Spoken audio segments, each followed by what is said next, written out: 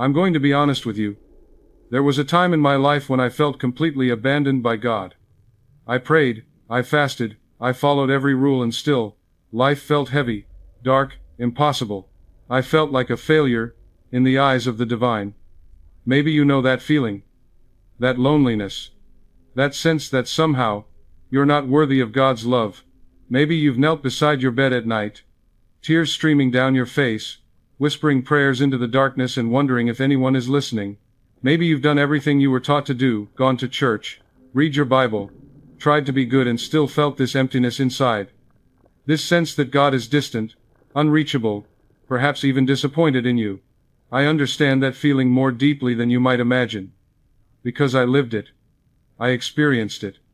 And for a long time, I thought there was something wrong with me. I thought perhaps I wasn't spiritual enough, wasn't devoted enough, wasn't pure enough to deserve God's attention, but then something happened that changed everything. I discovered a truth so simple, so profound, that it shattered every belief I'd been taught. And suddenly, I realized I had never been abandoned. God had never been absent. I just didn't understand what God really was.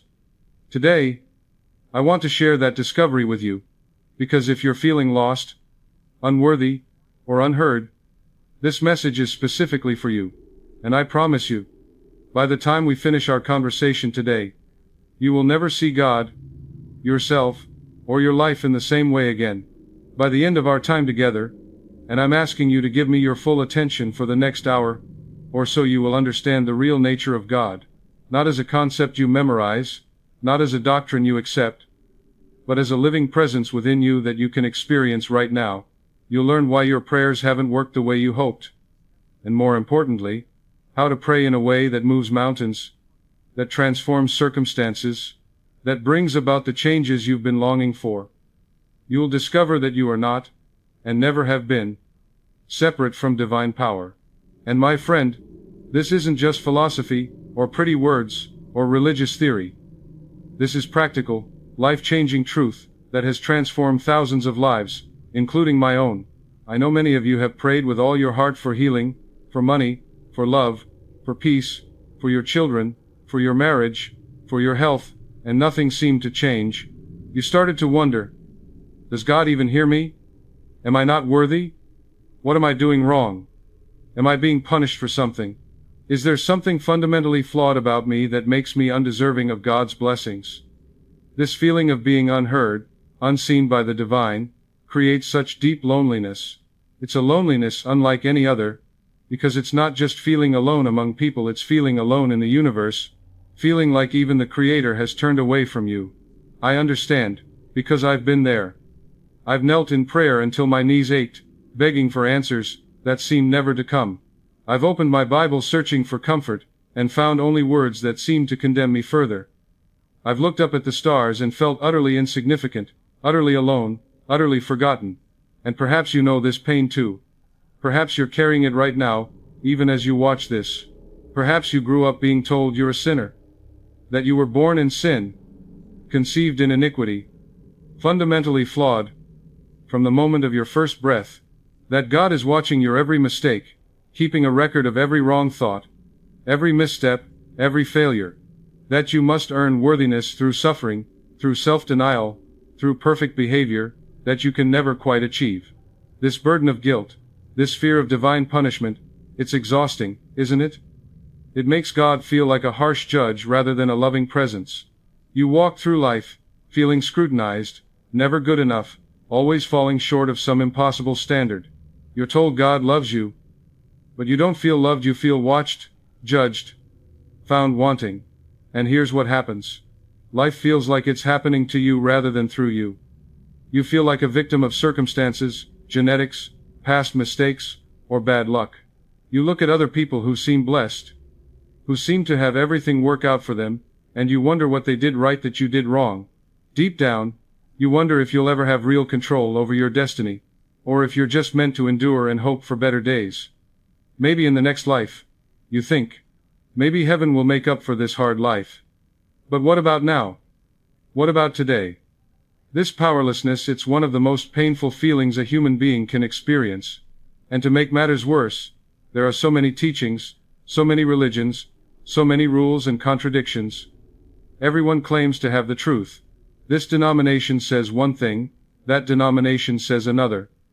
This teacher promises prosperity, that teacher promises suffering leads to holiness.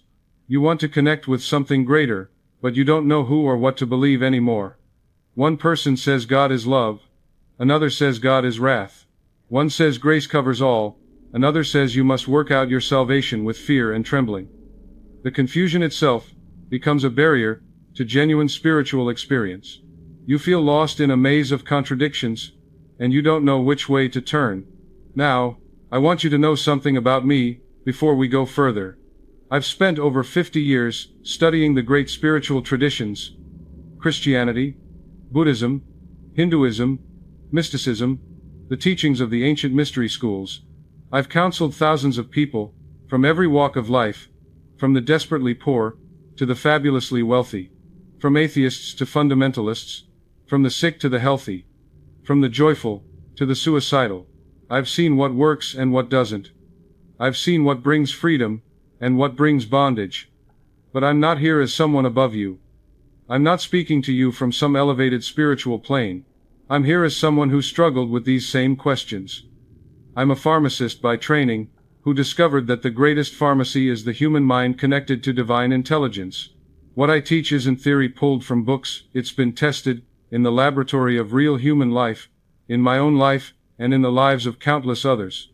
Right now, you might feel like God is distant, unpredictable, or even absent. Your spiritual life feels like begging an authority figure, who may or may not respond, who seems to play favorites, who blesses some and ignores others, for reasons you can't understand. You feel small, limited, unworthy, and at the mercy of external circumstances. You feel like a puppet, and you can't see who's pulling the strings or why they're pulling them the way they are. But imagine, just imagine, for a moment waking up knowing, not just believing, but knowing that infinite intelligence flows through you right now. Imagine praying not as a beggar, but as a co-creator with the divine. Imagine understanding that every challenge is simply an opportunity for this power within you to express itself, to grow, to expand, to demonstrate its nature. Imagine feeling, for the first time, truly at home in the universe, knowing you are loved, supported, and empowered by the very force that creates worlds, spins planets, guides galaxies, and knows how to turn a tiny seed into a mighty oak tree. Let me tell you what you've been taught, and then let me tell you the truth. They taught you that God is a person in the sky, an old man with a beard sitting on a throne, watching and judging your every move. The truth? God is the infinite intelligence and creative power that permeates all existence. God isn't a who, God is the principle of life itself, the consciousness that underlies all reality, the intelligence that organizes atoms into molecules, molecules into cells, cells into organs, organs into bodies, bodies into beings. They taught you that you must earn God's favor through good deeds or suffering, that you must prove yourself worthy, that you must accumulate enough righteousness to tip the scales in your favor. The truth? You cannot earn what you already possess. You are already one with God. It's your birthright, not a reward for performance. You were born worthy. You were born divine. You were born as an expression of the infinite. They taught you that prayer is begging, that you must grovel, and plead and hope that God is in a good mood that day, that maybe if you pray hard enough or long enough or sincerely enough, God might decide to grant your request. The truth? Real prayer is recognition. It's aligning your consciousness with the truth of who you are. An individualized expression of the infinite. It's not about changing God's mind. It's about changing your mind to match God's truth. They taught you that miracles are rare exceptions to natural law, special interventions that God occasionally performs when He feels like it. The truth? Miracles are simply the natural result of understanding and cooperating with spiritual law. They're as natural as planting a seed and watching it grow, as natural as flipping a light switch and having light appear. They seem miraculous, only because you don't understand the law behind them. What I'm going to share with you isn't religion. It's not a belief system that requires blind faith. This is spiritual science principles that work whether you believe in them or not, just like gravity. You don't have to believe in gravity for it to work. You don't have to understand electricity for the light to come on when you flip the switch. And you don't have to believe in these spiritual principles for them to work in your life. But when you do understand them, when you consciously cooperate with them, that's when your life transforms in ways that seem miraculous to others, but are simply natural to you. I'm going to show you how your subconscious mind is the creative medium through which the divine expresses in your life. I'm going to show you how your thoughts, charged with feeling, create your reality. I'm going to show you that you're not a victim of circumstances, you're a creator of circumstances. This isn't about becoming more religious. It's about becoming more conscious of the power you already possess. My friend, I want you to know something before we go further, and I want you to really hear this. You are not broken. You are not flawed. You are not a mistake. You are not fundamentally sinful, or wrong, or bad. Every struggle you faced, every prayer you thought went unanswered, every time you felt alone or unworthy or forgotten, none of it means you're not good enough. It simply means you haven't yet been taught the truth about your divine nature. And that's not your fault. You can't be blamed for not knowing what no one taught you. But from this moment forward, everything can change. Not someday. Not when you're more spiritual or more worthy or more ready. Today. Right now. Right now, as we sit together, the same intelligence that created you is listening through your ears, seeing through your eyes, beating your heart, breathing your breath. You are, in this very moment, an expression of the divine. Let's discover together what that really means. Let me tell you about a man who came to see me many years ago. This story illustrates the first principle I want to teach you, and it's a principle that, when you truly understand it, will revolutionize your entire relationship with God and with life itself. This man, let's call him Robert, walked into my office looking like success on the outside. He had a nice suit, expensive shoes, the kind of watch that costs more than most people's cars. He was a businessman, self-made, started from nothing and built an empire. But the moment I looked into his eyes, I saw a man who was dying inside. Robert sat down across from me, and for the first few minutes, he couldn't speak. He just sat there, hands trembling slightly, jaw clenched, fighting back tears. Finally, he said, "Dr. Murphy, I don't know if you can help me, but I'm desperate. I'm a successful man, by the world's standards, but inside, I'm being eaten alive. My brother, my own brother, cheated me in a business deal 5 years ago. He stole from me. He lied to me. He took everything I'd worked for and gave to him, everything I'd trusted him with, and he destroyed me financially. It took me 3 years to rebuild. And here's what's killing me," he continued. "I'm a Christian. I go to church every Sunday. I pray every night. I know I'm supposed to forgive. I've tried. God knows I've tried. I've prayed about it 1,000 times. But every time I think about what he did, the rage comes back. It's like poison in my veins. I can't sleep. I can't focus. My health is falling apart. My marriage is crumbling because I'm so consumed by this bitterness. I feel like God has abandoned me because I can't forgive. I feel like I'm a failure, as a Christian, as a human being, as a man." I listened to Robert, and I saw so much pain in his eyes. I saw a good man torturing himself, imprisoned by his own mind, and I said to him, "Robert, I'm going to tell you something that might surprise you. Your inability to forgive isn't a moral failure. It's a misunderstanding of the nature of God, and the nature of reality. Your concept of God is keeping you imprisoned." He looked confused, so I continued. I said, "You see God as an external judge, watching you struggle to forgive, measuring your worthiness by your success or failure at this task. You see yourself as separate from God, trying to please God, trying to meet God's standards. And you see your brother as separate from you, as other, as enemy, as the one who wronged you. But all of this is based on a false understanding of reality. Let me ask you something," I said. "When you look at your brother, what do you see?" He said, "I see a liar, a thief, a traitor, someone who betrayed me, someone who deserves punishment." And I said, "That's your ego seeing. That's your wounded self seeing. But what if I told you that the same life that flows through you flows through your brother? That the same intelligence that beats your heart beats his heart? that there is only one life, one consciousness, one power in this universe, expressing through billions of forms, and you and your brother are both expressions of that one life? He stared at me like I was speaking a foreign language, like I'd said something blasphemous. So I leaned forward and spoke more softly. I said, Robert, think of the ocean. The ocean is vast, infinite from the perspective of any wave. Now imagine two waves. One wave crashes into another wave. From the wave's perspective, they're separate, one is me, one is other. One is right, one is wrong. One is victim, one is perpetrator. But from the ocean's perspective, it's one ocean in two forms. The ocean isn't fighting itself. The waves are made of the same water, moved by the same currents, part of the same body. God is like that ocean, I continued. God is the one infinite life, the one infinite intelligence, the one infinite presence. And you and your brother are like waves. You look different, you move differently, you have different shapes and stories, but you're made of the same essence. At the deepest level, you are not two separate things. You're two expressions of the same life. When you hate your brother, you're hating an expression of the same God that you are. You're fighting yourself. I could see something shifting in Robert's face, so I pressed on. The reason you can't forgive from where you're standing is because you're trying to forgive from the ego level. Your ego, your sense of separate self, was genuinely wronged.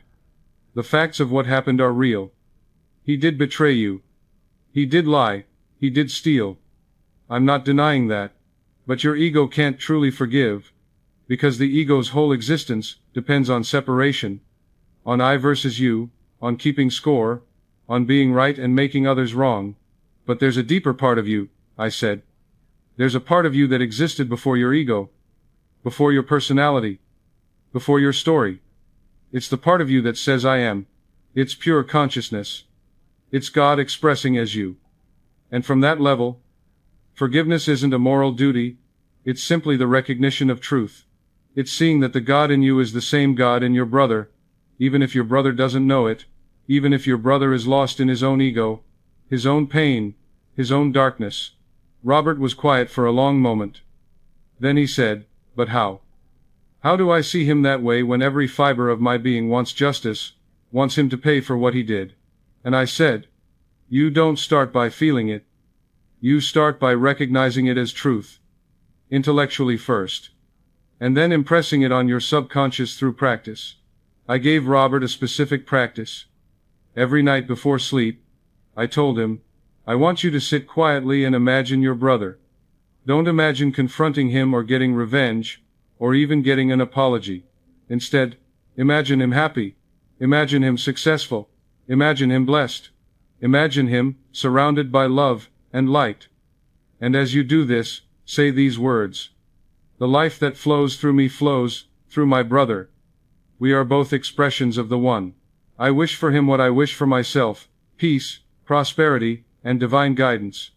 There is no separation between us except in appearance. God in me recognizes God in him. Robert looked at me like I was asking him to do the impossible. He said, you want me to pray for his success after what he did to me? And I said, I'm not asking you to condone what he did. I'm not asking you to trust him again, or have a relationship with him. I'm asking you to free yourself from the prison of bitterness by recognizing the truth that underlies appearances. You don't do this for him. You do it for you.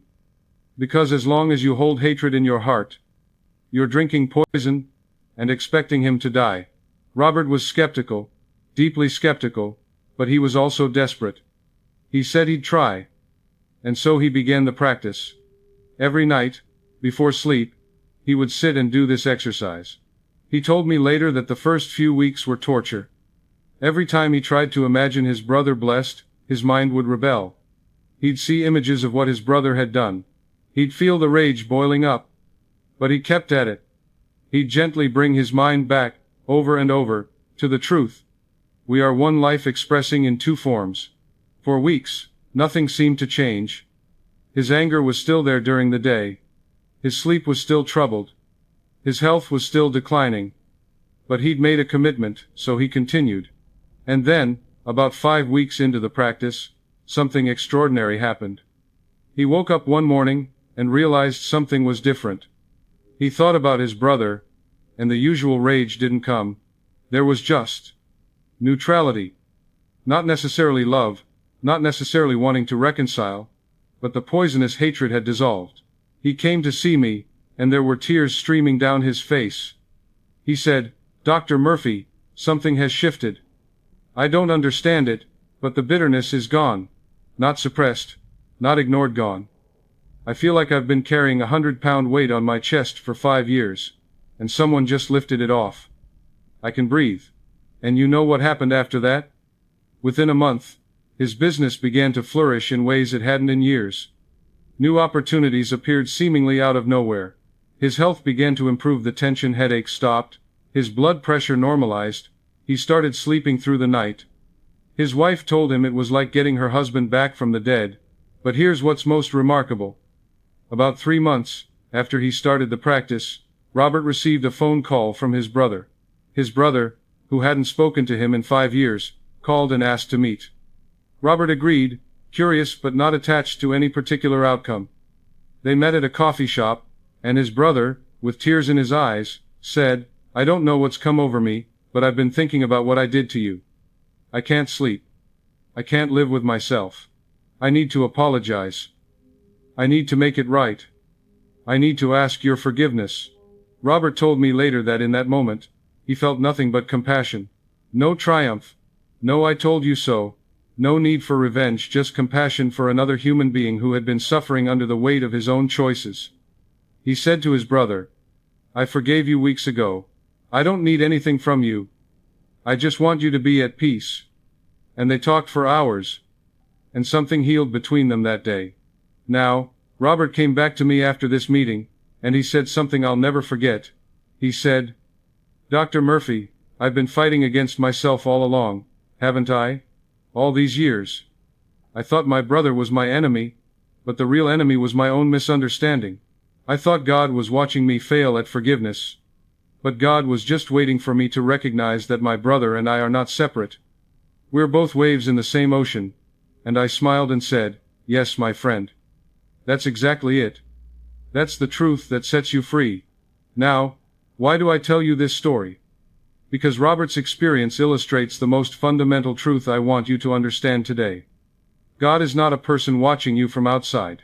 God is the life, the intelligence, the consciousness that expresses through all things, including you, including the people you think of as enemies, including everything and everyone. When you understand this, when you truly grasp that there's only one life, everything changes. Forgiveness becomes natural, not because you're being morally good, but because you recognize reality. You can't hate an expression of God without hating God. You can't hate God without hating yourself. It's all one life. The teaching that kept Robert imprisoned was the teaching of separation, that he was here, his brother was there, and God was somewhere else judging both of them. But the truth that set him free was the teaching of oneness, that God is not divided, not fragmented, not separate. God is the one, expressing as the many. This is the first and most important principle. God is not separate from you, and you are not separate from anyone else. We are all expressions of the one. Let me share another story with you, because this next story illustrates another crucial principle. A woman came to my lectures many years ago.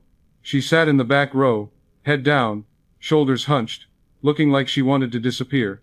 I noticed her because while everyone else was looking up, engaged, taking notes, she sat there looking at her lap, and I could feel the heaviness around her.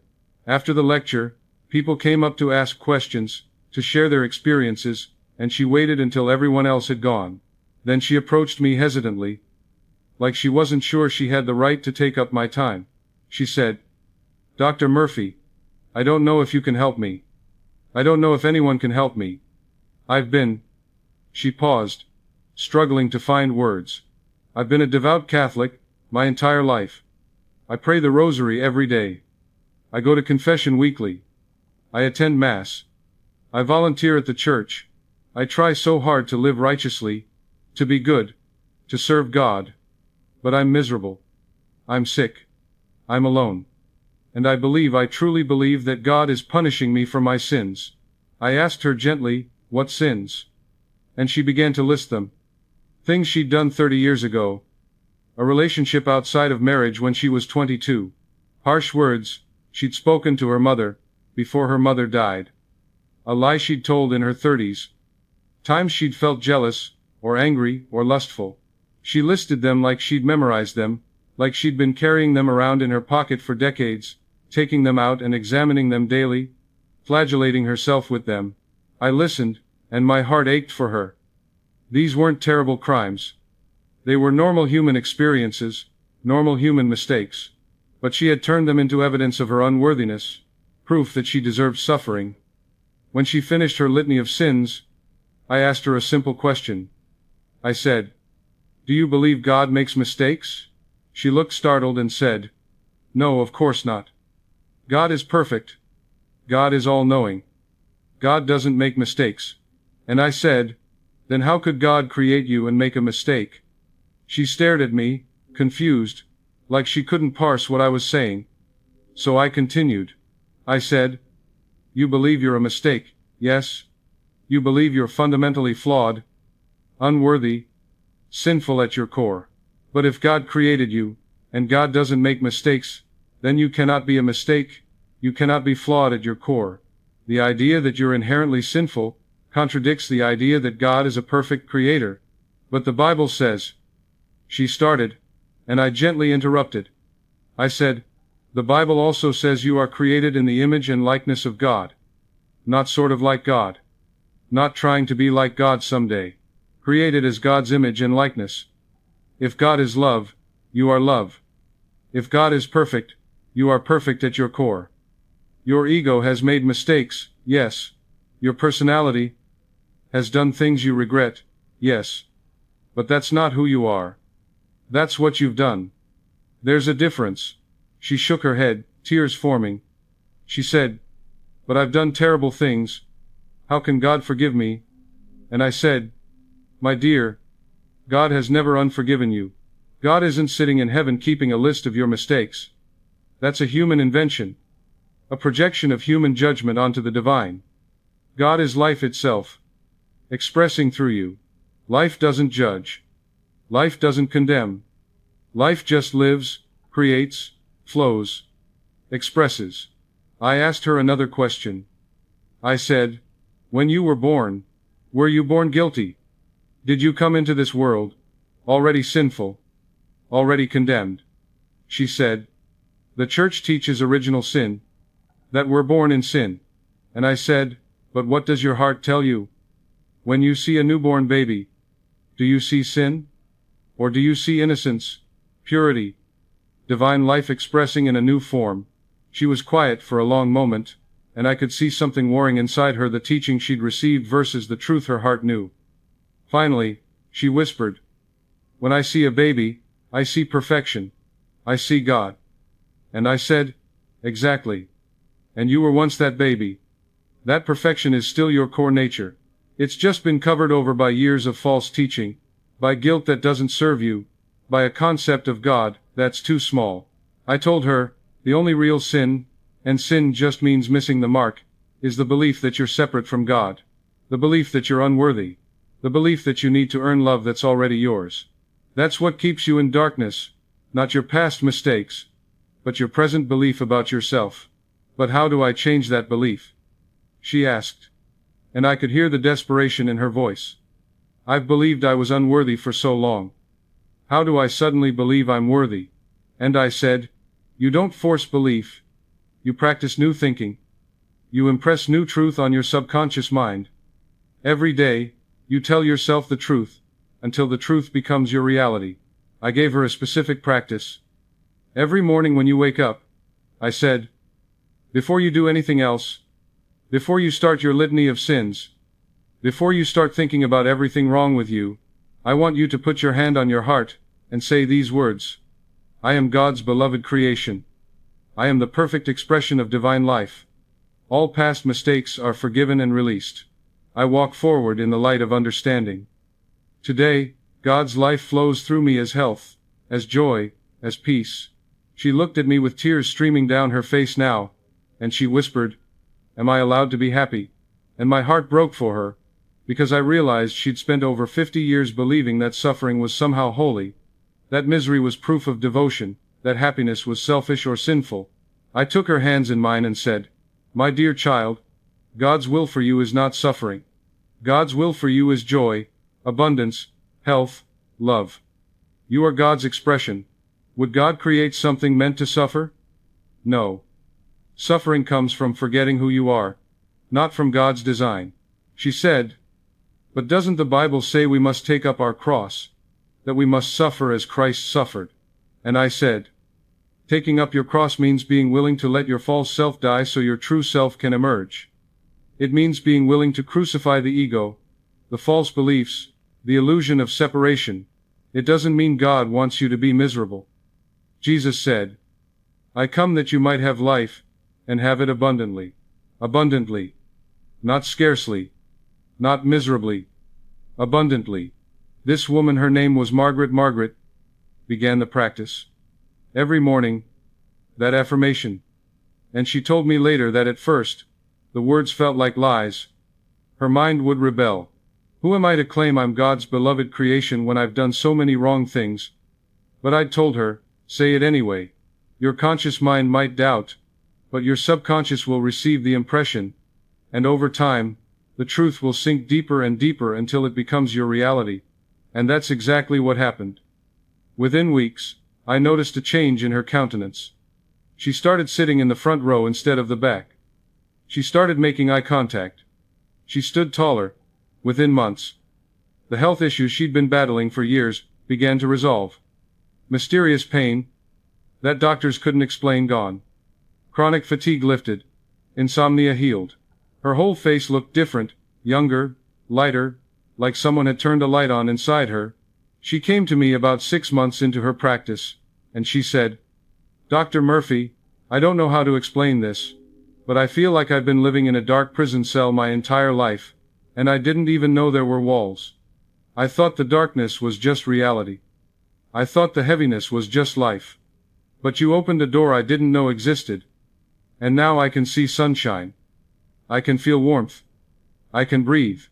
She said, "I wasted so many years hating myself, and now I understand God never hated me. I hated myself, and I projected that onto God." "Yes," I said. "Yes, exactly. We create God in our image, and then we're baffled when that God seems cruel or distant or judgmental.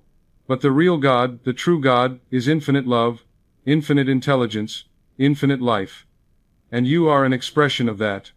Not someday when you're good enough. Not in heaven after you die. Right now. You have always been worthy. You just forgot. Now, why do I share Margaret's story? Because so many of you carry this same burden. You've been taught that you're fundamentally flawed, that you're unworthy, that you must earn God's love through suffering, or good deeds, or perfect behavior. But it's a lie. It's a lie that keeps you small, keeps you imprisoned, keeps you from recognizing your true nature. You are not a sinner begging for mercy.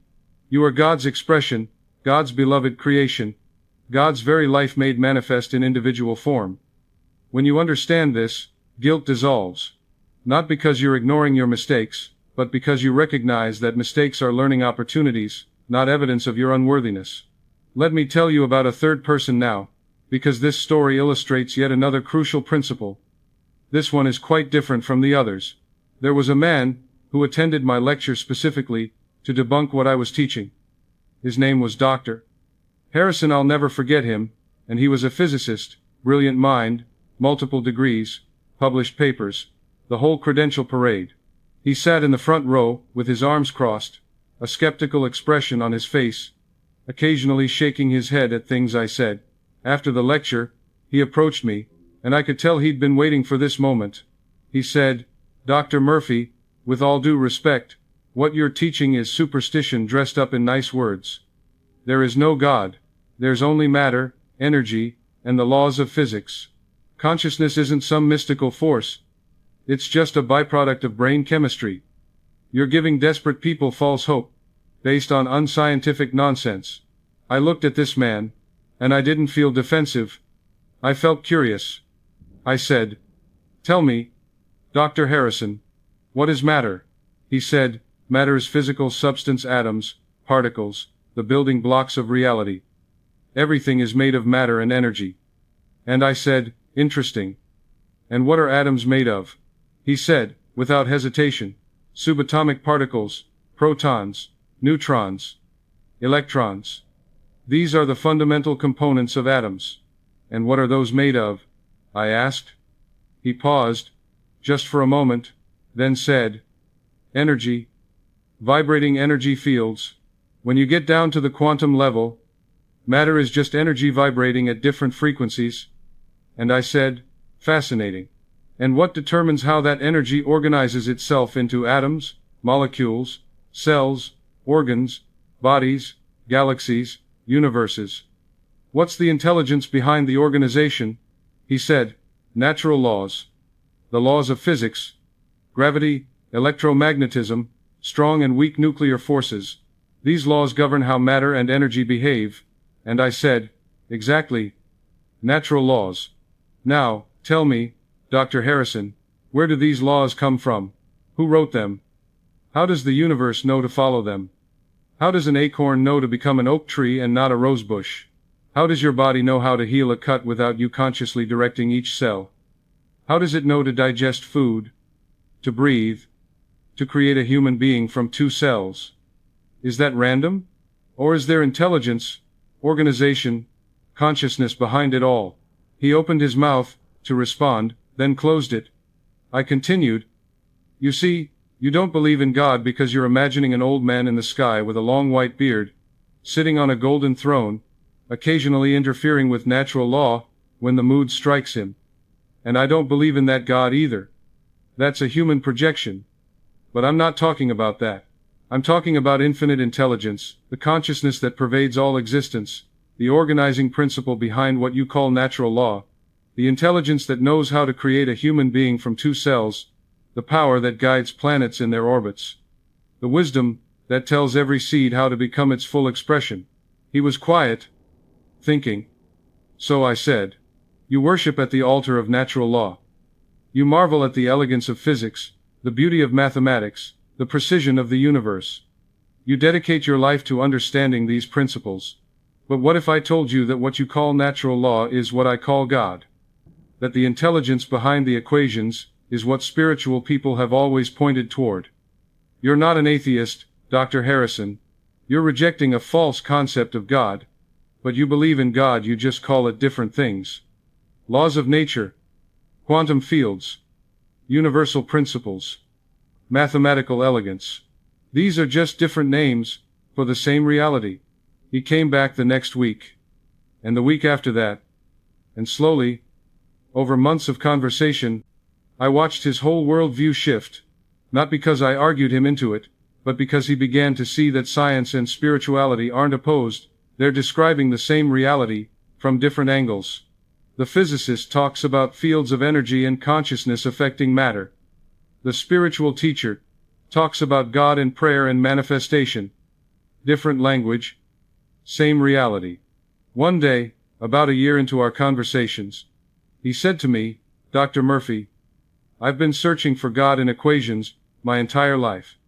And God was the mathematician all along. The intelligence I've been studying, the elegance I've been documenting, the order I've been analyzing, it's all consciousness expressing. It's all God in action. I didn't become religious in the traditional sense, but I stopped being an atheist. I realized I'd been worshiping God all along without calling it that. Why do I tell you this story? Because many of you have intellectual barriers to accepting God. You think you have to choose between science and spirituality, between reason and faith, between your intellect and your soul. But you don't. God isn't anti-science.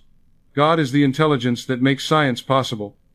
The laws scientists study are God's laws. The order they document is God's order. The consciousness they're beginning to recognize in quantum physics is what spiritual teachers have always called God. And now let me share something very personal with you. Something I don't often talk about, because it was the darkest period of my own life. But I share it because it illustrates the deepest teaching I have to give you. There was a time in my life after I'd already been teaching these principles for years, after I'd already seen them work in countless other people's lives, when I faced circumstances so challenging, so painful, that all my intellectual understanding seemed to evaporate like morning mist. I won't go into all the details, because they're not important, but I'll tell you this much. I lost someone I loved deeply, my health collapsed. My financial situation became desperate, and all of it seemed to happen at once, like the universe had decided to test whether I actually believed what I taught. And I remember lying in bed at night, unable to sleep, tears soaking my pillow, feeling utterly alone, and I said into the darkness, God, where are you? Why is this happening? I've tried to live righteously. I've tried to help people. I've taught your truth. Why do I feel so abandoned? Why do I feel like you've turned your face away from me? And for days, weeks, there was no answer. Just silence. Just pain. Just the weight of circumstances pressing down on me, until I thought I might break completely. I continued teaching because I'd made commitments. But inside, I felt like a fraud. How could I teach about divine love, when I felt so unloved? How could I teach about divine power, when I felt so powerless? How could I teach about divine presence, when I felt so utterly alone? And then one night, in the depths of my despair, a thought came to me. Not a voice from outside, not an angel or a vision, just a quiet knowing that arose from within, from that deep place beneath my thoughts, beneath my pain, beneath my questions. And the knowing said, you are asking the wrong question. I stopped. I was so startled by this thought, that I actually sat up in bed. I'd been asking, why is God doing this to me? Why has God abandoned me? What did I do wrong to deserve this? But the knowing said, these are the wrong questions. I sat there in the darkness, and I began to understand. I was asking those questions from the assumption that God was an external force acting upon me, that I was separate from God, that God was out there somewhere deciding whether to help me or not, whether to love me or not, whether to answer me or not. But what if that assumption was wrong? What if God wasn't out there at all? What if God was right here, experiencing this pain through me? What if I wasn't experiencing abandonment by God, but God experiencing limitation through the form called JosephMurphy? What if the question wasn't, why is God doing this to me? But rather, what is God expressing as me learning from this? What is trying to emerge? What is this experience calling me to understand? And in that moment, something shifted. I can't fully describe it in words, but it was like a veil lifted. I realized that I wasn't experiencing abandonment. I was experiencing an invitation to move from intellectual knowledge to lived understanding, from teaching principles to embodying them, from knowing about God to being God expressed. I realized that I had been like a wave in the ocean, crying out, where is the ocean? Where has the ocean gone? The ocean has abandoned me, all while being made entirely of ocean water, supported entirely by ocean, never for 1 second separate from ocean. The wave's sense of abandonment wasn't because the ocean had left, it was because the wave had forgotten it was ocean. And I understood. Finally understood at a level deeper than thought. That there is no distance between me and God. There never was. There never could be. God is not a being I relate to. God is the being I am. God is not a power I access. God is the power expressing through me. God is not a presence I seek. God is the presence I embody. From that night forward, my relationship with God changed completely. My circumstances didn't immediately change, the challenges were still there, the pain was still there, but I was different. I stopped asking God to fix my circumstances. I started asking, how can I align my consciousness with truth right now, regardless of circumstances? How can I recognize divine presence even in this difficulty?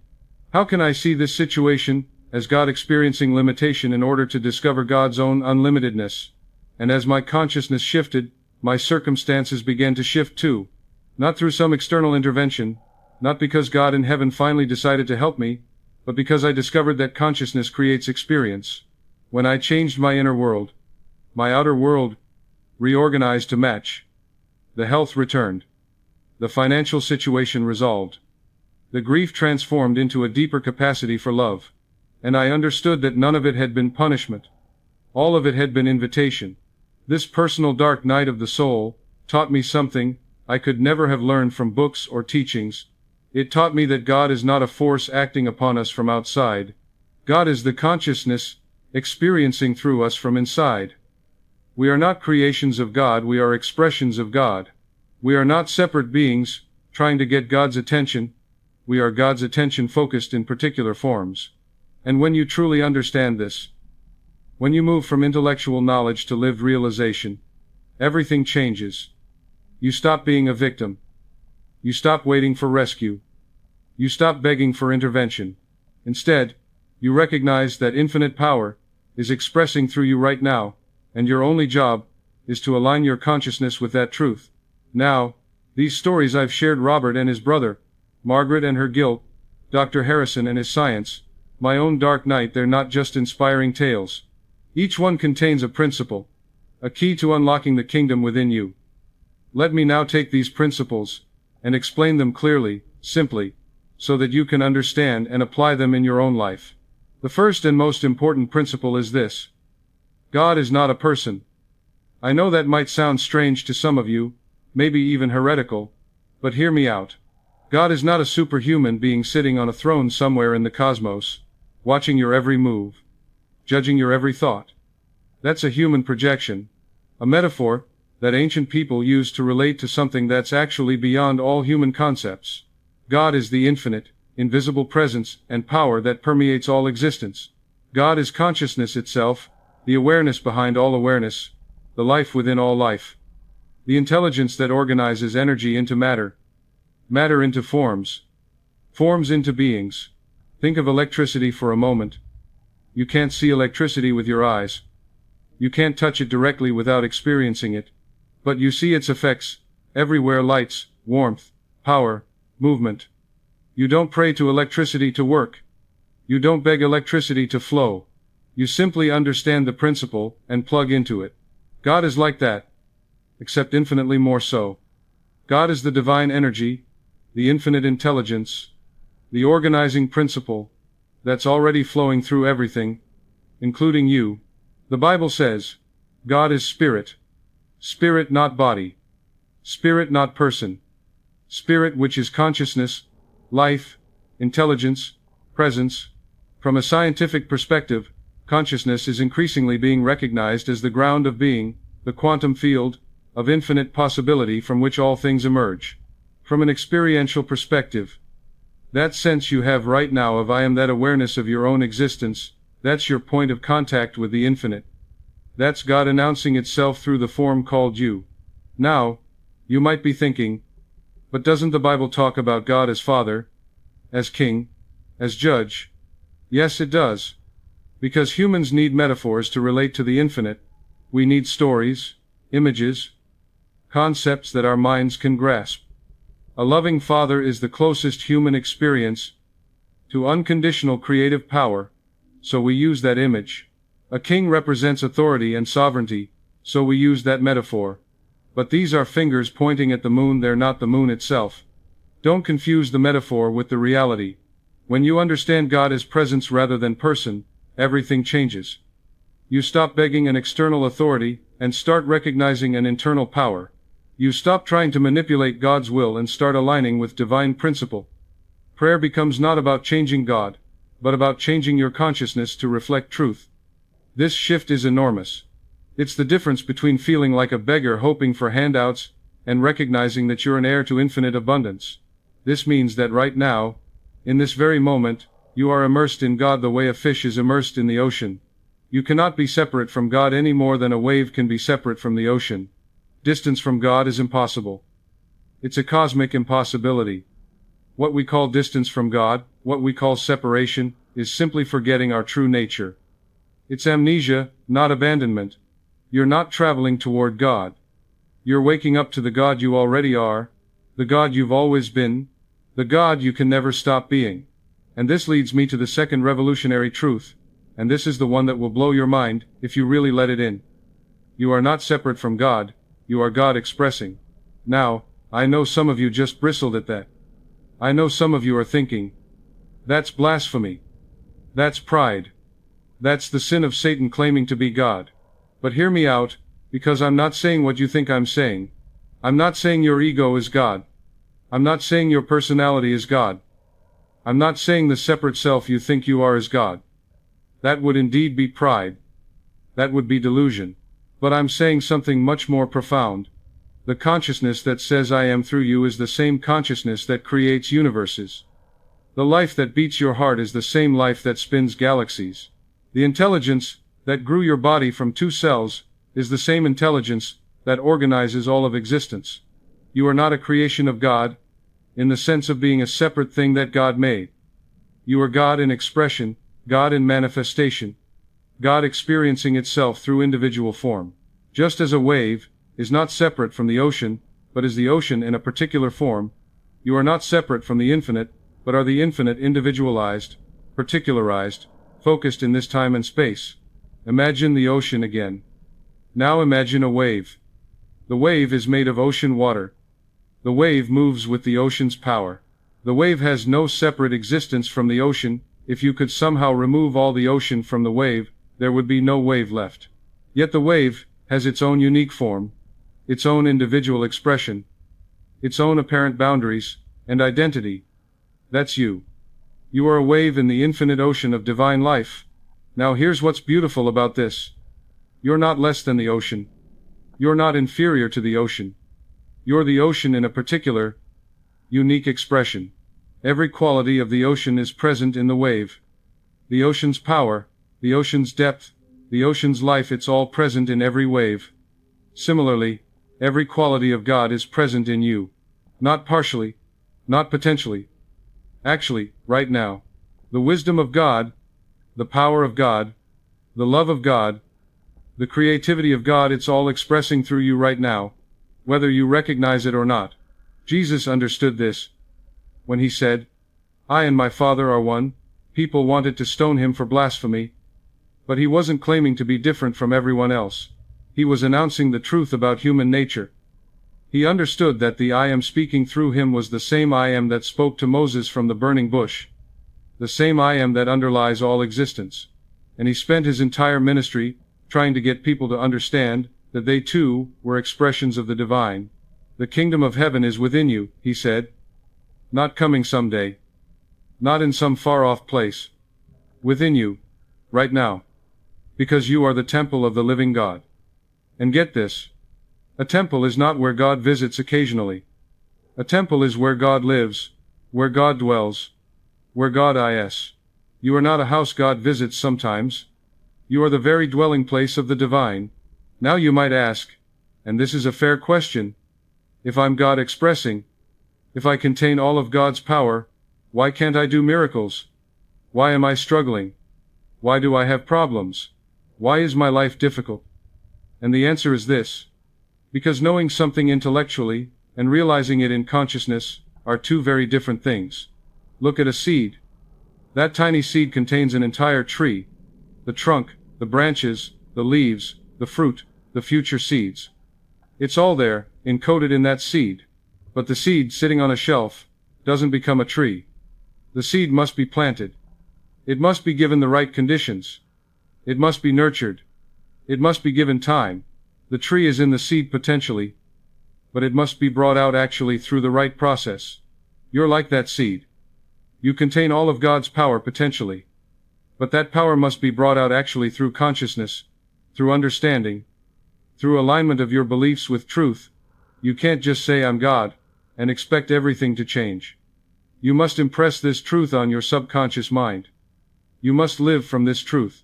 You must let this truth transform how you see yourself, how you see others, how you see circumstances. This means you don't need to become spiritual. You need to recognize that you already are spiritual. You don't need to find God somewhere else. You need to stop pretending you're separate from the God that is expressing as you right now. You don't need to earn worthiness. You need to accept the worthiness that is your nature. Every problem you face is not evidence that you're powerless. It's an opportunity for the power within you to express itself, to grow, to demonstrate its nature. Not someday, when you're more evolved. Now, right now, in this very circumstance. Now let me explain the mechanism by which this power actually creates your individual experience, because this is crucial for you to understand. God creates through law invisible, immutable, impersonal law. And the primary law by which God creates your individual experience is the law of your subconscious mind.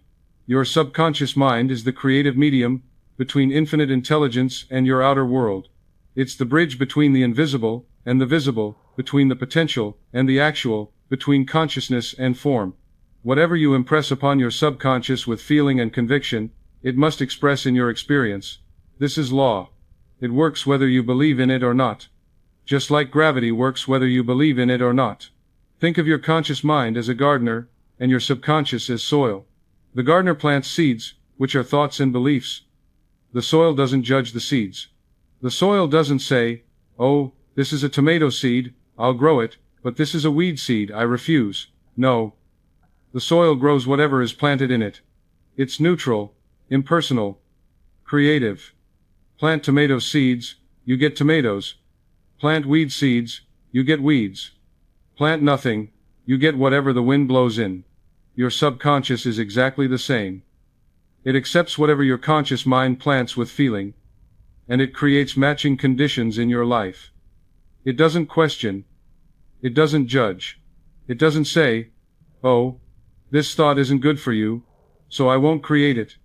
It simply says, "You think this, you feel this, therefore I create this." It's the most faithful servant you have, but it's a servant that obeys absolutely. The Bible understood this principle.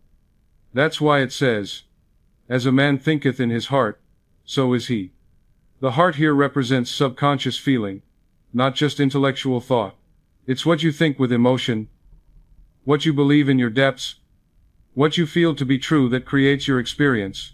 Modern psychology confirms this. The subconscious controls 95% of our behavior, our reactions, our life outcomes. Even quantum physics is beginning to recognize this, that observation, which is consciousness, actually collapses possibility into reality. Here's how it works. When you think a thought with feeling, you're impressing your subconscious. When you repeat that thought consistently, you're programming your subconscious. And your subconscious then uses all available means: intuition, attraction, synchronicity, changed perception, unconscious behavior to bring about conditions that match your dominant mental patterns. If you consistently think and feel "I'm not good enough," your subconscious says, "Okay, you're not good enough," and it creates situations where you experience not being good enough. It might attract people who criticize you. It might cause you to sabotage opportunities. It might make you notice all the ways you fail and ignore all the ways you succeed. If you consistently think and feel "I am abundantly blessed," your subconscious says, "Okay, you're abundantly blessed," and it creates situations where you experience abundance. It attracts opportunities. It opens your eyes to possibilities you would have missed. It gives you ideas and energy to act on them. And this is why most prayers fail. Most people pray from desperation, from lack, from fear. They say, "Please God, I need money." But listen to what they're actually impressing on their subconscious. They're impressing need, lack, desperation. The subconscious doesn't hear the words "please" and "God." It hears and feels "I need," which means I don't have. And so the subconscious says, "My job is to create what you feel. You feel needy? I'll create more conditions for you to feel needy about." True prayer, effective prayer, impresses the feeling of the wish fulfilled, not the feeling of the wish unfulfilled. It doesn't say "I need." It says "I have." It doesn't come from lack. It comes from wholeness. It doesn't beg for change. It recognizes truth. This is why Jesus said, "When you pray, believe that you have received it, and it will be yours." Not believe you will receive. Believe you have received. Generate the feeling of already having it. That feeling is the prayer that moves mountains. Now, your conscious mind is meant to be the captain of your ship, and your subconscious is meant to be the crew. The captain gives orders, and the crew follows. A good captain gives clear, intentional orders, and the crew carries them out efficiently. But here's what happens with most people: they don't realize they're the captain. They let random thoughts, other people's opinions, past experiences, media, circumstances, they let all of this give orders to their subconscious crew. And then they wonder why their ship is going in circles, why their life doesn't reflect what they consciously want, You must take your position as captain. You must become conscious of what you're thinking and feeling, because those thoughts and feelings are orders you're giving to the most powerful, creative force in your individual universe. This is the most empowering thing you'll ever learn. You are not at the mercy of circumstances, genetics, or fate. You are at the mercy of your habitual thinking and feeling. Change your habitual thoughts. You change your subconscious impressions. Change your subconscious impressions. You change your life. This is how God creates as you. This is the mechanism. And this brings me to a profound truth that might seem mystical but is actually the most practical thing I'll tell you. Consciousness is the only reality. Nothing exists outside of consciousness. The world you see out there is actually consciousness externalized, consciousness made visible, consciousness expressed in form. Now, this doesn't mean the world doesn't exist. I'm not saying that. I'm saying the world you experience is determined by your consciousness of it. Right now, two people can walk into the same room and have completely different experiences. One person sees opportunity everywhere, friendly faces, interesting possibilities, beauty, potential. Another person sees obstacles everywhere, dangers, difficulties, things to worry about, things that might go wrong. Same room, different consciousness, different experience. Consciousness is the lens through which you interpret everything. Change the lens, and the whole world changes. The Bible says, "To the pure, all things are pure." Your state of consciousness determines your experience of everything. Eastern philosophy calls the world Maya, not that the world doesn't exist, but that what we see is appearance, and we mistake appearance for ultimate reality. Modern neuroscience confirms this. Your brain constructs your reality based on beliefs, expectations, and past experiences. You're not seeing reality as it is. You're seeing reality as you are. If consciousness is the only reality, then you're never stuck in your circumstances. You're only stuck in your consciousness of your circumstances. The circumstances themselves are neutral until consciousness gives them meaning, and this means that, to change circumstances, you don't have to manipulate the outer world. You have to change your inner world. When your consciousness changes, circumstances must change, because circumstances are simply consciousness made visible, consciousness externalized.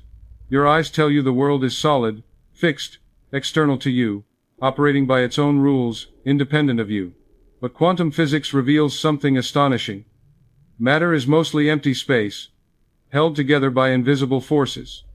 What you call solid reality is actually energy vibrating at different frequencies. And consciousness, awareness, observation, focus is the organizer of that energy.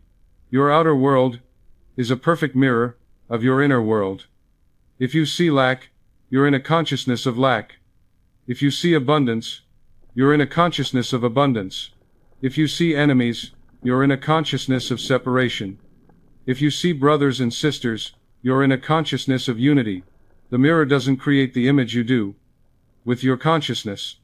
And you can't change the reflection by arguing with the mirror. You can't paint a smile on your reflection and expect your face to change. You change the reflection by changing yourself. This means you never need to change other people. You never need to change circumstances or conditions. You only need to change your consciousness. When your consciousness changes, your entire world reorganizes to match your new state. This is how Jesus walked on water. His consciousness transcended the appearance of limitation. This is how miracles happen. Consciousness aligns with truth, and form must follow. But here's what you must understand. Thoughts alone don't create. It's thought charged with feeling emotion that impresses the subconscious and creates your experience. You can think positive thoughts all day long. You can say affirmations until your tongue is tired. But if you feel doubtful, fearful, or unworthy underneath those words, the feeling wins every single time. Your subconscious speaks the language of feeling, not words. It's like a child. It doesn't understand complex logic or sophisticated argument, but it understands completely how you feel. When you feel joyful, grateful, loved, worthy, at peace, your subconscious says, "This is the state we're in," and it creates more conditions to feel that way. It attracts people, opportunities, and circumstances that match that feeling. When you feel afraid, angry, unworthy, lacking, victimized. Your subconscious says, this is the state we're in, and it creates more conditions to feel that way. Same principle. Different result. This is why affirmations often don't work for people. They stand in front of the mirror saying, I am wealthy, I am wealthy, I am wealthy, while their entire body, their entire nervous system, their entire emotional state is screaming, I'm broke, I'm struggling, I don't have enough. The subconscious isn't listening to the words. It's listening to the feeling of poverty, of lack, of fear. That's what gets impressed on the subconscious, and that's what gets created in experience. True technique, effective technique, is to generate the feeling of the wish fulfilled first, and then let the words reinforce that feeling. Don't say I am wealthy while feeling poor. Feel wealthy first, feel the relief, the peace, the security, the generosity, the freedom, and then affirm the words. The words become powerful only when they match the feeling. Jesus understood this completely. He said, whatever you ask in prayer, believe that you have received it, and it will be yours. Look at the tense. Believe you have received. Not believe you will receive. Have received. Present perfect. Already done. Generate the feeling of having it now. Of it being accomplished now. Of it being yours now. That feeling, the feeling of the wish fulfilled. The feeling of answered prayer. The feeling of completion, that feeling is the prayer that moves mountains. So before bed, don't just think about what you want. Don't make a mental list of desires. Don't plead with God to give you things. Instead, feel what it would feel like to already have what you want. Feel the relief. Feel the joy. Feel the satisfaction. Feel the gratitude. Make it real, in your emotional body. Your imagination, charged with feeling, is the most powerful creative force available to you. Fall asleep in that feeling. This is crucial. Your subconscious is most impressionable, in the drowsy state between waking and sleeping. This is sacred time. This is golden time. Use it wisely. Never fall asleep feeling worried, afraid, resentful, or angry. Those feelings impress your subconscious for 8 hours while you sleep. You're programming your tomorrow with tonight's feelings. Fall asleep feeling grateful, peaceful, loved, successful, blessed. Feel it. Really feel it. This is prayer at its most effective. Now here's something that will liberate you if you really grasp it. Nothing and no one has power over you except the power you give them in your consciousness. Your difficult boss doesn't have power over you. Your critical mother-in-law doesn't have power over you. Your painful past doesn't have power over you. The economy doesn't have power over you. Your diagnosis doesn't have power over you.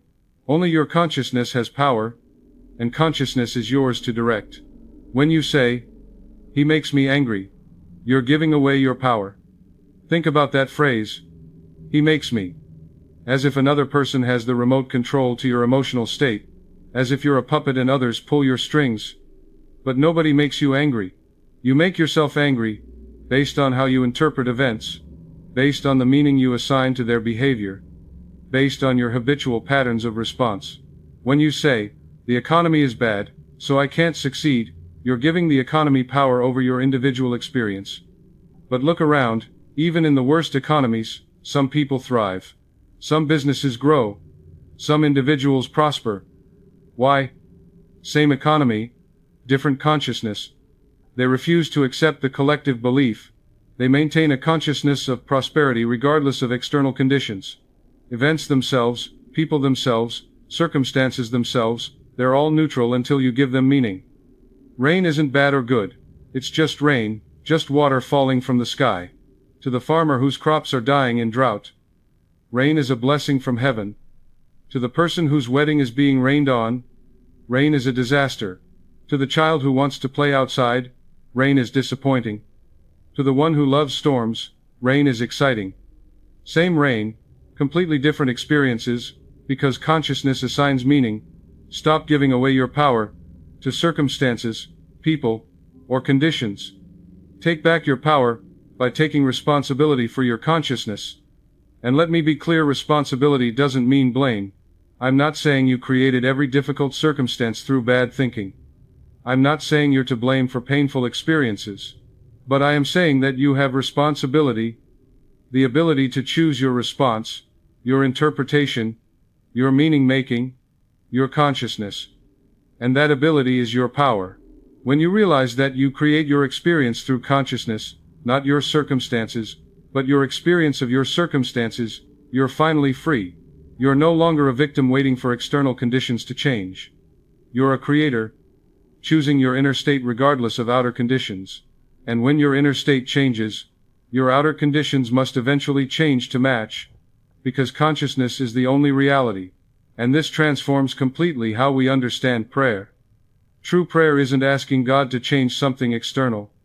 True prayer is changing your consciousness to recognize what's already true. God has already given you everything. All of God's infinite abundance, infinite health, infinite love, infinite wisdom. It's already given, already available, already present in the invisible realm. Your job is not to beg for it. Your job is to accept it in consciousness. Imagine you have $1 million in the bank. It's there. It's yours. Your name is on the account. But you keep standing outside the bank begging people for money, saying you're broke, complaining about poverty. You have the money, you just need to write the check. You need to access what's already yours. God is like that infinite bank. Everything is already deposited in the bank of the infinite. Health is there. Prosperity is there. Love is there. Peace is there. Divine guidance is there. It's all there, waiting for you to accept it, to claim it, to draw upon it. Prayer is not begging God to deposit something. Prayer is writing the check, claiming what's already yours, accepting in consciousness what God has already given in reality. Instead of please give me health, say and feel, I am the perfect expression of divine health right now. Instead of please send me love, say and feel I am loved by the infinite, and I express love in every moment. Instead of, please help me succeed, say and feel I am guided by infinite intelligence, and I succeed in all my undertakings. Feel the truth of these statements. Feel them in your body. Make them real in your consciousness. That's prayer.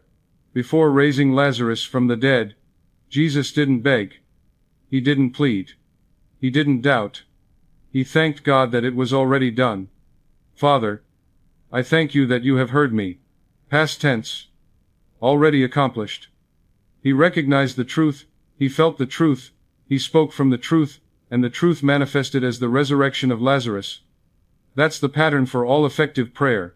Stop begging. Start recognizing. Stop approaching prayer from lack. Start approaching prayer from wholeness. Your prayers should sound like acceptance, not desperation. When you pray from a consciousness of wholeness, you create more wholeness. When you pray from a consciousness of lack, you create more lack. This is law, not theory. Test it in your own experience and see. Now, I've given you the principles. I've explained the truth. I've shown you how it works. But understanding principles intellectually is only the first step. Knowledge without application is like having $1 million in the bank, but never writing a check. It's like having seeds but never planting them. It's like having a map but never taking the journey. So let me give you specific, practical techniques you can use immediately, starting today, to apply these truths and transform your life. The first practice I want you to do is what I call the morning recognition. Each morning, before you get out of bed, before you reach for your phone, before you start thinking about your problems or your to-do list, spend 5 minutes in conscious recognition of truth. Close your eyes. Take some deep breaths. Place your hand on your heart. And say, either silently or aloud, something like this. Infinite intelligence flows through me now. I am one with the power that creates worlds. I am an expression of divine life, divine love, divine wisdom. This day is God's day, expressing through me. I am guided in all my decisions. I am protected in all my ways. I am prospered in all my undertakings. Divine love goes before me to make my path straight. I move through this day with confidence, peace, and joy, knowing that I am never alone, never powerless, never without resources. You're setting your consciousness for the day. You're tuning your mental and emotional radio to the frequency of truth, before the static of the world interferes. Your subconscious is highly impressionable in the morning, fresh from sleep. You're not begging for a good day. You're recognizing the truth of your being. You're claiming your divine inheritance. This creates a mental atmosphere, a consciousness, that attracts positive experiences throughout the day. Make it personal. Add your own words. Speak to your specific desires and challenges. If you're facing a difficult meeting at work, add, I am divinely inspired in all my communications today. If you're dealing with health issues, add, I am the perfect expression of divine health. Every cell of my body is filled with light and life.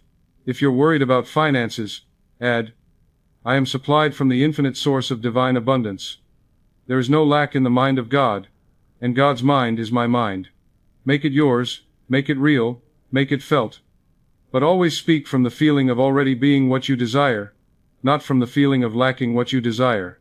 Now, you might think, but I don't feel inspired. I don't feel healthy. I don't feel abundant. And that's exactly why this is practice. You're training your consciousness. You're conditioning your subconscious. You're planting seeds. At first, the words might feel hollow. Say them anyway. Feel them as best you can. And with repetition daily, consistent repetition, your feelings will deepen, the truth will sink from your head into your heart, from your conscious mind into your subconscious mind, and when truth gets into your subconscious, your life must change. The second practice is what I call the feeling exercise. This is the most powerful technique I know for impressing your subconscious and creating change. Here's how it works. Choose one thing you deeply desire. It could be health, a relationship, financial freedom, a new home, a career change, whatever is most important to you right now. But here's the key. Don't just think about it. Feel it. Close your eyes and imagine, as vividly as possible, that you already have it. Not that you're trying to get it. Not that you're working toward it. Not that you hope for it. But that you already have it. Now, in this present moment, what would you feel if you already had it? Would you feel relief? Would you feel joy? Would you feel peace? Would you feel excitement? Would you feel gratitude? Would you feel freedom? Feel that feeling now. Generate it in your body. Make it as real as you possibly can. Hold that feeling for 3 to 5 minutes, minimum. Do this exercise every single day, preferably right before sleep, when your subconscious is most receptive. You're impressing your subconscious with the feeling of the wish fulfilled. And here's the beautiful secret. Your subconscious mind cannot tell the difference between a vividly imagined experience and a real experience. When you consistently feel something, when you regularly generate a particular emotional state, your subconscious accepts it as real. And your subconscious must create in your outer world what you've impressed upon it in your inner world. For example, if you want financial freedom, don't visualize stacks of money. That's too abstract. Instead, feel what financial freedom feels like. Feel the peace of knowing all your bills are paid. Feel the relief of not worrying about money. Feel the joy of being able to be generous with others. Feel the security of having plenty. Feel the freedom of making choices based on desire rather than necessity. Make it real in your emotional body. Feel it until it produces physical sensations. Relaxation in your shoulders. A smile on your face. Warmth in your chest. That's the seed you're planting. The more vivid you make the feeling, the more powerfully it impresses the subconscious. Add sensory details. If you want a new home, don't just see it in your mind. Feel yourself walking through it. Feel your feet on the floor. Touch the walls with your imagination. Smell the air. Hear the sounds of the neighborhood. Feel the comfort of being in your perfect space. Feel the gratitude of having it. The more senses you engage, the more real it becomes to your subconscious. The third practice is one I cannot emphasize enough. Cultivate gratitude. Every night before sleep, make it a sacred practice to list at least 3 things you're grateful for from that day. But don't just list them mechanically. Feel the gratitude. Let it wash over you like a warm wave. Feel it expanding in your chest. Feel your heart softening. Really experience gratitude, not just think about it. And then this is important. Add forward gratitude. Be grateful not just for what you have, but for what you've asked for in consciousness, as if it's already done. Thank you for my perfect health. Thank you for divine abundance flowing into my life. Thank you for the perfect relationship now manifesting. Thank you for divine guidance in this decision. Thank you in advance, with the absolute faith that what you've claimed in consciousness must appear in form. Why is this so powerful? Because gratitude is the highest frequency of consciousness. When you're in a state of genuine gratitude, you cannot simultaneously be in a state of fear, or lack, or anxiety. They're incompatible frequencies. Gratitude tells your subconscious, I have enough. I am blessed. I am cared for. Life is good. And from that consciousness, more blessings naturally flow. Like attracts like. Consciousness creates experience. Gratitude creates more to be grateful for. The fourth practice is something I call revision, and it's one of the most liberating techniques I can teach you. Here's how it works. If something happened during the day that upset you, an argument, a rejection, an embarrassment, a disappointment, anything that left you feeling bad, don't replay it in your mind as it happened. Don't cement the negative experience by rehearsing it over and over. Instead, revise it. Rewrite it in your imagination before you go to sleep. See the scene happening the way you wish it had happened. If you had an argument, replay the scene with peace and understanding. See the other person responding kindly. See yourself responding calmly. See the whole interaction going beautifully. If you receive bad news, replay the scene with good news. If you failed at something, replay it with success. Feel the satisfaction of the revised version. Make it real in your imagination. Why does this work? Because your subconscious mind doesn't differentiate between a real memory and an imagined memory. To your subconscious, whatever you repeatedly impress upon it with feeling becomes real. When you revise events, you're changing the impression on your subconscious. You're preventing that negative pattern from taking root. You're literally rewriting your inner world. And here's what happens. When you change the inner memory, you change the pattern. The same type of situation will arise again, but you won't react the same way. You won't attract the same outcome. You're not denying what happened, you're choosing not to give it power, not to let it define your future. You're cleaning your consciousness daily, like washing dishes. Don't let negativity accumulate and harden. Wash it away through revision. The fifth practice requires vigilance, but it's perhaps the most important. Guard your I am statements. Throughout the day, every day, catch yourself when you say or think I am followed by something negative. I am tired. I am broke. I am sick. I am stupid. I am unlucky. I am alone. I am a failure. Stop immediately. Recognize what you've just done. And replace it with truth. I am tired becomes I am energized by infinite life. I am broke becomes I am supplied by divine abundance. I am sick becomes I am the perfect expression of divine health. I am alone becomes I am never alone. God is with me as me. Do you see what you're doing? You're changing your consciousness. You're changing what you're impressing on your subconscious. You're changing what you're commanding into existence. I am is the name of God. When Moses asked God, "Who should I say sent me?" God said, "Tell them I am sent you." I am is the announcement of divine presence. And every time you say I am, you're announcing God's presence, and whatever follows those words is a command to your subconscious and to the creative power of the universe. You're literally decreeing your reality. Think about how often you casually throw around negative I am statements. I am so stupid. I am such a mess. I am hopeless. Every time you say those words, you're commanding the creative power within you to create those conditions. You're impressing your subconscious with that identity, and your subconscious, being the faithful servant that it is, says, "You say you are stupid. I will create situations where you experience yourself as stupid. You say you are a mess. I will create a messy life for you." But when you consciously, intentionally use, I am with truth, I am healthy, I am prosperous, I am loved, I am guided, I am blessed, you're commanding your subconscious and the universe to create those conditions. Make this conscious.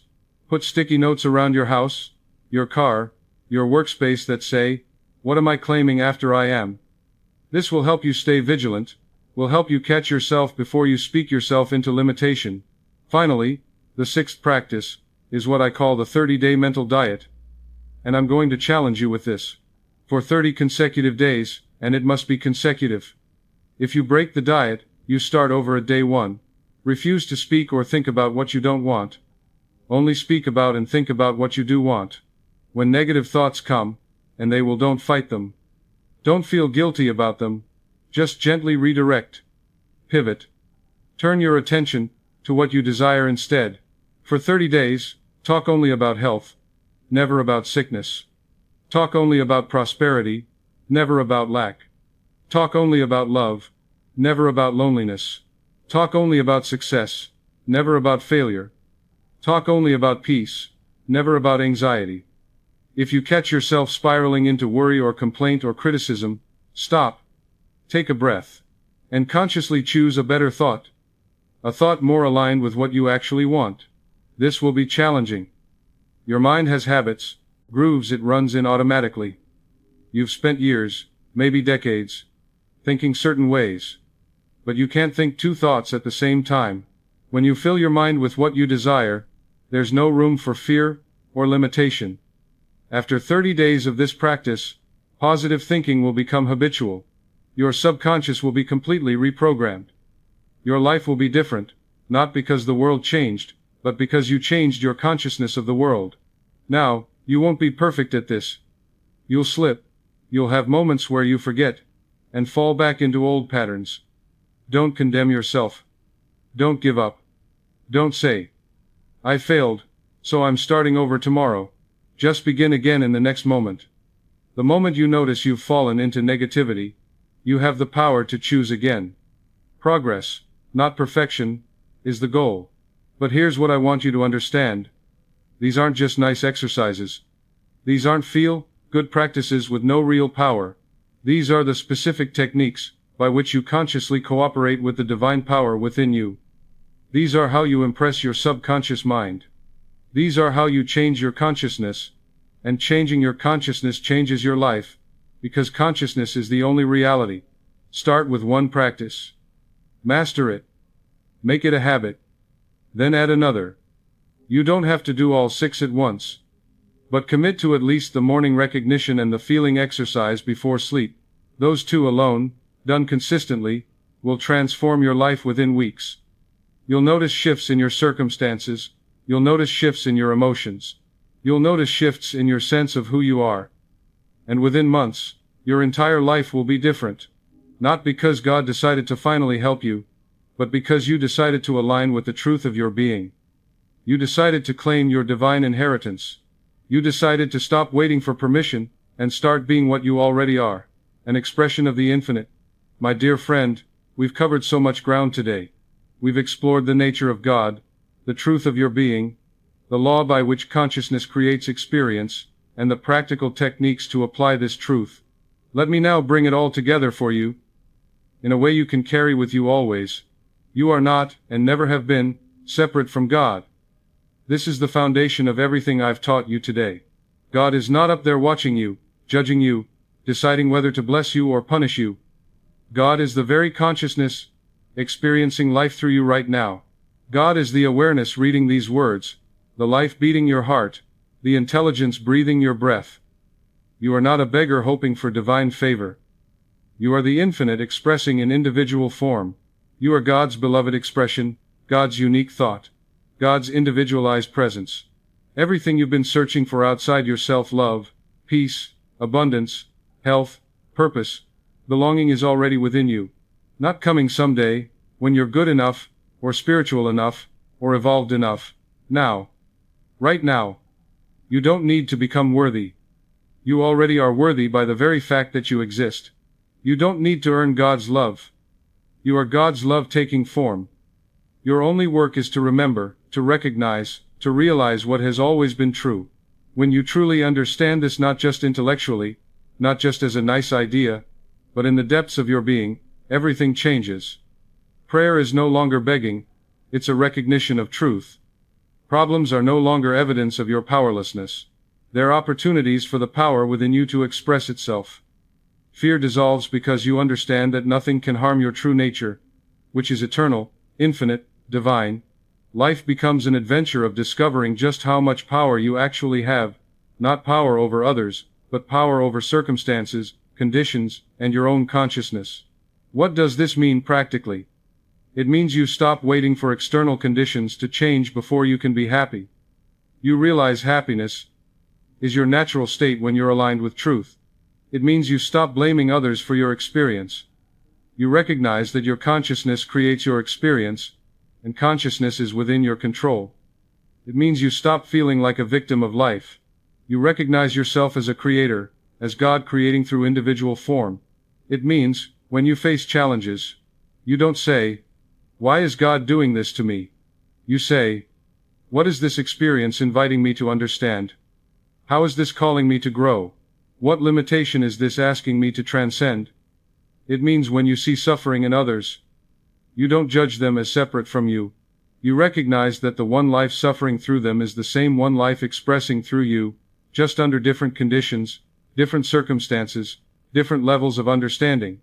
It means you take full responsibility for your thoughts, your feelings, your consciousness not as blame, but as power.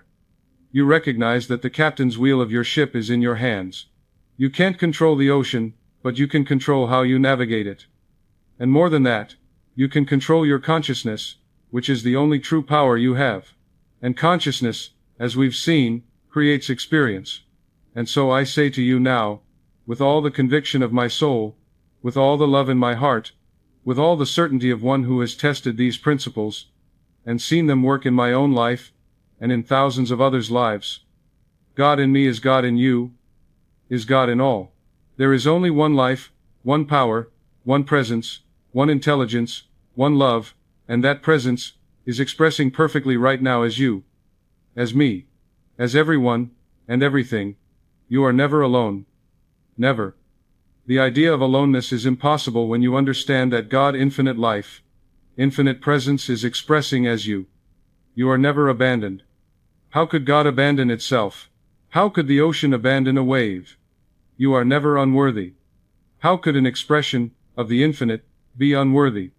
How could God create something unworthy of love? You are never powerless.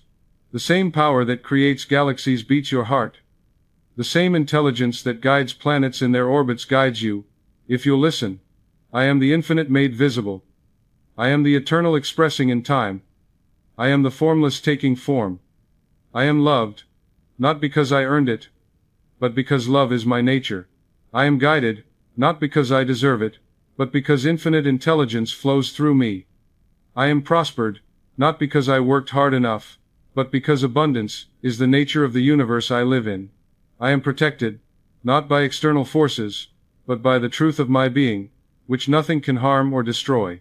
I rest in this truth. I trust this truth. I am this truth.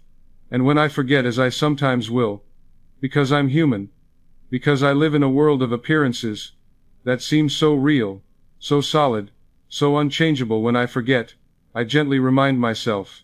I come back to truth. I realign my consciousness. I choose again. And so it is. Amen. Now, if this message has resonated with you, if something in your heart said yes, if something in your soul recognized truth, if something shifted in your consciousness today, then I'm going to ask you to do something important. I want you to subscribe to this channel. Not for me, but for you. Because I have so much more to share with you. Every week, I release teachings that can transform your life. Teachings on the power of your subconscious mind, teachings on prayer, teachings on manifestation, teachings on health, on prosperity, on relationships, on discovering your purpose. This is just the beginning of what you can learn and apply. Click that subscribe button right now. And while you're at it, click the like button. Because here's why that matters. The algorithm that decides which videos to show to which people is programmed to promote videos that get engagement. When you like this video, you're not just telling me you appreciated it. You're telling the algorithm to show this to other people who need this message. Someone out there, right now, is searching for answers. Someone is in pain, feeling alone, feeling abandoned by God, feeling hopeless. And this message might be exactly what they need to hear. Your simple click might be the thing that gets this video in front of them. So you're not just helping yourself, you're helping others find truth. And most importantly, I want you to share in the comments section below. What shifted for you today? What truth spoke to your heart? What principle are you going to apply starting today? What question do you have? What are you struggling with that we can address in future videos? Your experience, your testimony, your question, it might be exactly what someone else needs to hear. We're not alone on this journey. We're all walking each other home to the truth of our divine nature. We're all helping each other remember who we really are. So, take a moment right now. Pause this video if you need to. Go down to the comments and share. Tell us what this message meant to you. Tell us what you're going to do differently starting today.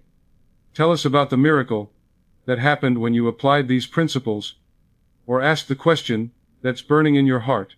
We're a community here, all discovering truth together, all supporting each other, all recognizing the one life in all its expressions. And let me say one more thing before we part. I know some of what I've taught today might seem too good to be true. I know some of it might seem impossible, or difficult, or contrary to everything you've been taught. That's okay. You don't have to believe everything I've said. But I challenge you. Test it. Apply these principles for 30 days and see what happens. Do the morning recognition. Do the feeling exercise before sleep. Practice gratitude. Revise your day. Guard your I am statements. And watch your life change. Don't take my word for it. Don't take anyone's word for it. Prove it to yourself in the laboratory of your own experience. That's the beauty of these principles. They work whether you believe in them or not. They work because they're law, like gravity. Test them. Experiment. Be a scientist of consciousness. And then come back and tell us what happened. Go now in peace, my friend. Go knowing that the kingdom of heaven is not somewhere else. It's within you. It has always been within you. It can never be taken from you. You are blessed beyond measure. You are loved beyond comprehension. You are powerful beyond imagination. You are the very presence of God in expression, and that will never change, can never change, because it's the truth of what you are. Live from this truth. Walk in this truth. When you're afraid, remember this truth. When you're facing challenges, remember this truth. When you doubt yourself, remember this truth. When the world tells you you're small, powerless, limited, remember this truth. You are infinite expressing in finite form. You are eternal expressing in time. You are God, experiencing life from this unique, beautiful, irreplaceable perspective. I bless you. I love you. I see the God in you. And I look forward to continuing this journey with you in future videos. Until then, may you recognize the God you already are. May you live from your divine nature. And may you experience the miracles that are your birthright. God bless you, which is to say, may you recognize that you are already blessed, have always been blessed, and can never stop being blessed, because blessing is your nature. Thank you for spending this time with me today. I'll see you in the next video. Until then, go in peace. Go in power. Go in love. You are never alone. Amen.